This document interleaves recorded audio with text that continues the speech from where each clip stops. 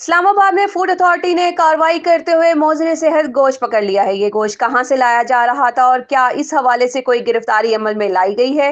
ہمارے ساتھ موجود ہے اسلام آباد سے ہمارے اینکر پرسن ملک احتشام فاروق۔ جی احتشام، بتائیے گا یہ کارروائی کہاں اور کیسے ہوئی؟ جی بالکل، یہ کارروائی اسلام آباد کے علاقے ترنول میں کی گئی، جہاں فوڈ اتھارٹی نے خفیہ اطلاع پر چھاپہ مارا۔ کارروائی کے دوران درجنوں کلو گرام مضر صحت اور ناقص گوشت برآمد کیا گیا، جو غیر قانونی طور پر شہر کے مختلف ہوٹلوں اور قصابوں کو سپلائی کیا جا رہا تھا۔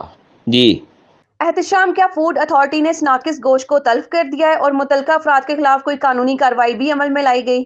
جی تمام ناقص گوشت کو موقع پر ہی تلف کر دیا گیا ہے، جبکہ 2 افراد کو گرفتار بھی کیا گیا ہے، جن سے مزید تفتیش بھی جاری ہے۔ فوڈ اتھارٹی نے واضح کیا ہے کہ ناقص خوراک بیچنے والوں کے خلاف زیرو ٹالرنس پالیسی اپنائی جائے گی۔ جی احتشام، کیا اس طرح کی کارروائیاں شہر کے دوسرے علاقوں میں بھی کی جا رہی ہیں یا یہ صرف ایک ہی واقعہ تھا؟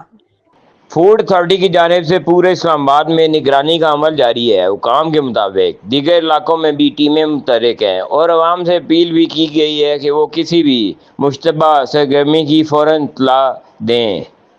جی شکریہ احتشام فاروق، تمام تفصیلات سے آگاہ کرنے کے لیے۔